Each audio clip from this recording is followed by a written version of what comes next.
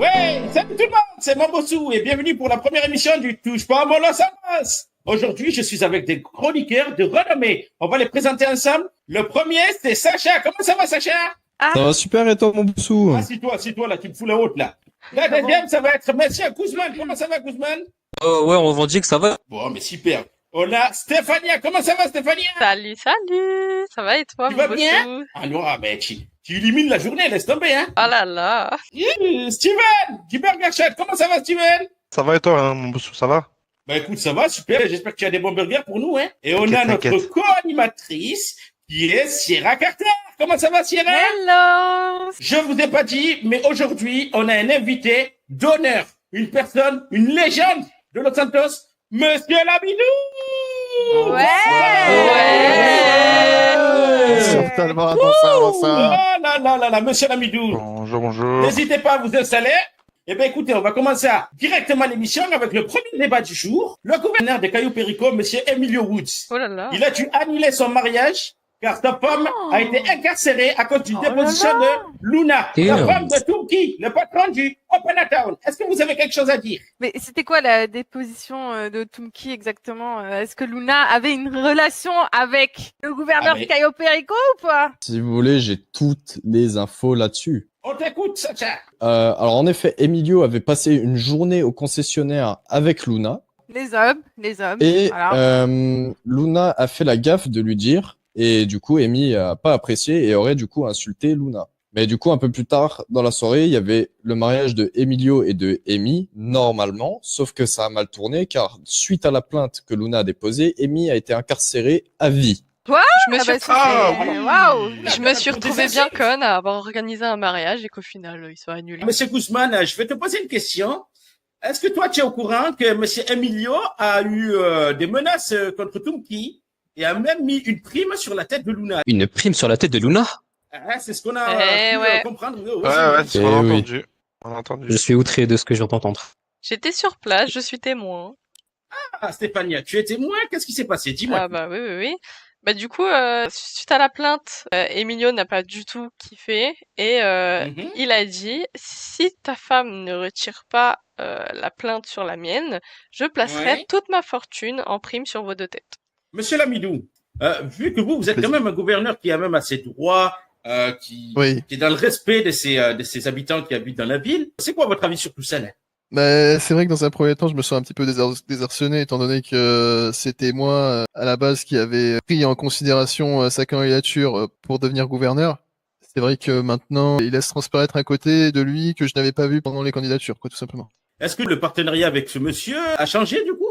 Non, c'est vrai qu'en ce moment, ça part un petit peu en farigoulette, mais ça peut que s'améliorer, j'ai envie de dire. Moi, monsieur Lamidou, quand vous allez là-bas, vous vous sentez en sécurité, vous? Alors, moi, personnellement, quand je vais là-bas, j'y vais avec ma garde personnelle. C'est vrai que quand j'y vais pas avec ma garde personnelle, je me fais prendre en otage. Ah, Voilà. ouais, vraiment.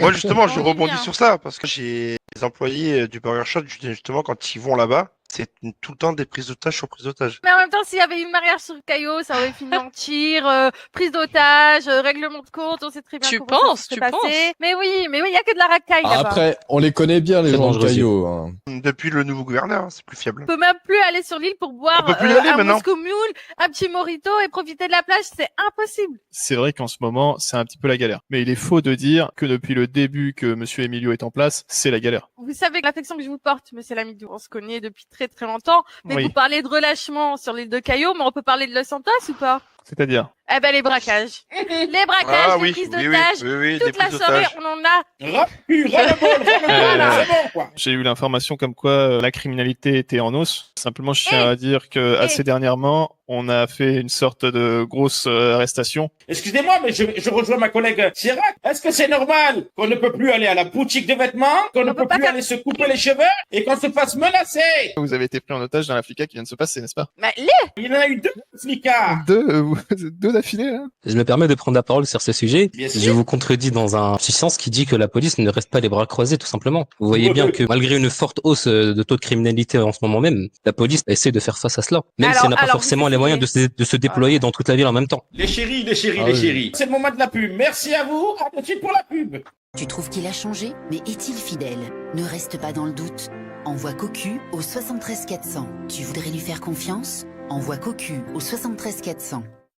Nous sommes de retour après la petite pub, toujours avec les chroniqueurs d'amour. On va enchaîner directement avec le débat du jour. On a appris que Monsieur Lamidou a été pris en otage le même jour sur Cayo Perico par un groupe criminel. Qu'est-ce que vous avez à dire à ce niveau-là, Monsieur Lamidou? C'était un D'accord. enlèvement personnellement qui m'a coûté mon sang-froid, avec toute la tension, les armes, la situation. C'était vraiment compliqué. C'était vraiment le lead de l'association, pas des Restos du Cœur, mais de la Légion Noire. Pardon, excusez-moi, c'est un corps. Mais il n'y a pas de souci, je comprends. Je sens encore l'émotion. C'est un corps compliqué. C'est du coup monsieur Alex Dixon qui a vraiment pris une initiative de me braquer pour avoir l'autorisation d'enlever son bracelet. Il y en a un qui m'a donné son numéro et qui m'a montré son visage clairement. Et c'était l'ancien Mister Los Santos, alias Mais Lacrette. non. Ah, merci de rebondir sur ça. Waouh. Pierre, vous qui le connaissez, Monsieur Lacrette, l'ancienne de Mister Los Santos, qu'est-ce que vous avez à nous dire à ce niveau-là? Premièrement, je le connaissais pas personnellement. Hein, on a juste fait les podiums ensemble. Dans un deuxième temps, je l'ai pas vu plus que ça, à part pour quelques interviews et tout le reste. Et ça n'a rien d'étonnant qu'il trempe dans ce genre d'affaires.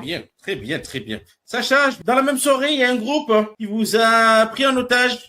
Déjà, à savoir que ce groupe était du coup la Légion Noire Mhm. et qui, eux, prenaient beaucoup de personnes en otage pour pouvoir demander la libération de personnes de leur groupe. Cette prise d'otage s'est déroulée à l'aéroport de Roxwood. Les négociations ont duré plus d'1 heure, ce qui était extrêmement long. Et au final, la police a fini par donner l'ordre de lancer l'assaut sur ces criminels. D'accord. Eh bien, écoutez, on peut déjà remercier la SASPEC, dont fait partie Monsieur Guzman.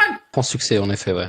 Vous avez mené l'opération ou pas du tout? Alors, j'ai mené le début de l'opération, en effet. Je n'ai pas suivi la fin, malheureusement, justement, au moment des otages, mais j'ai eu des retours par rapport à ça. Nous étions sur une négociation de braquage de banque quand nous recevons un appel de Madame Calypso sur la centrale, qui est effrayée, qui nous a partagé ses inquiétudes par rapport à la disparition de Monsieur Sergueï, qui par la suite nous a donné des informations sur sa position, etc. Nous avons mené notre petite enquête et avons découvert qu'il était auprès d'Alex Dixon, grâce au bracelet électronique que nous possédions sur lui, heureusement, du coup.